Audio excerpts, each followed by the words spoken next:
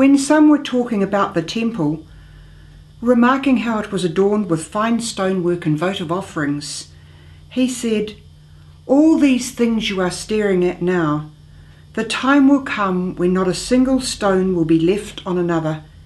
Everything will be destroyed." And they put to him this question. "Master," they said, "when will this happen then? And what sign will there be that this is about to take place?" "Take care not to be deceived," Jesus said, "because many will come using my name and saying, 'I am he,' and the time is near at hand. Refuse to join them. And when you hear of wars and revolutions, do not be frightened, for this is something that must happen, but the end is not so soon." Then he said to them, "Nation will fight nation, and kingdom against kingdom. There will be great earthquakes and plagues and famines here and there. There will be fearful sights and great signs from heaven. But before all this happens, people will seize you and persecute you. They will hand you over to the synagogues and to imprisonment, and bring you before kings and governors because of my name. And that will be your opportunity to bear witness. Keep this carefully in mind. You are not to prepare your defence, because I myself shall give you an eloquence and a wisdom that none of your opponents will be able to resist or contradict. You will be betrayed even by parents and brothers, relations and friends, and some of you will be put to death. You will be hated by all on account of my name, but not a hair of your head will be lost. Your endurance will win you your lives." Wow, what a reading. I suppose we could think about the first part of the reading where it talks about earthquakes and famines and plagues, and think of the earthquakes that we've just been having in Christchurch, or still having, the plagues of mosquitoes and locusts and things that are happening over in Australia and Papua New Guinea. We could think of wars all around the world. But I got caught in that reading by the second part, where it talked about an opportunity to bear witness. I believe that we as Christians have a duty to bear witness. And we don't always have to go out on street corners to do it. We can do it in our everyday lives. I remember once I was fortunate enough to have a stay on a marae. And the people who were there knew I was a sister.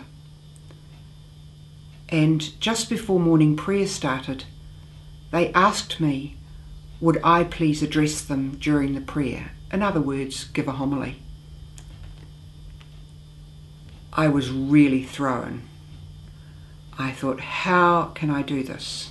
I just am not sure. And I picked up my office book, which is the book that religious men and women pray out of every morning and evening. And I read the reading for the day, and it was the Feast of Christ the King, which is coming up next Sunday. And it was talking about Jesus being the King of all the world, of all nations, of all ethnic groups, of young and old. And it didn't matter what country you were in or what house you were in, Christ was the King. And something kind of mixed up inside me, and I kind of just got hold of this thread. And I was absolutely amazed. I talked for about 5 minutes without making any serious errors. Although I do remember one moment when I found myself starting down a track and thinking, I don't know how I'm going to finish this sentence. But somehow it finished all right. And I believe that was the grace that Jesus was talking about here when he said, I myself shall give you an eloquence and a wisdom that none of your opponents, well, the people I was with weren't opponents, will be able to resist or contradict. I felt honoured to do it, and I felt very supported in my Christian witness in that moment.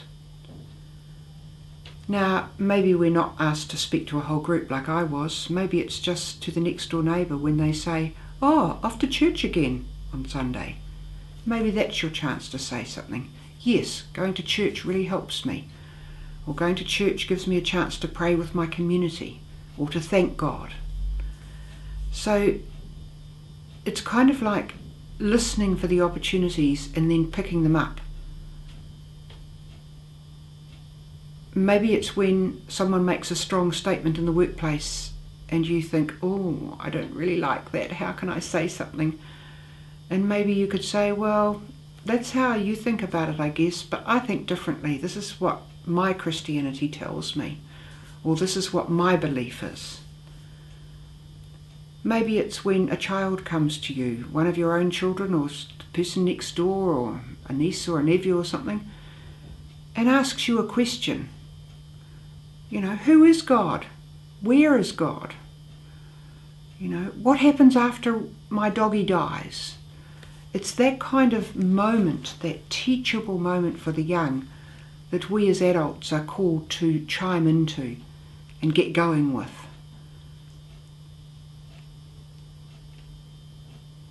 The other part of this reading that caught me was the very last line.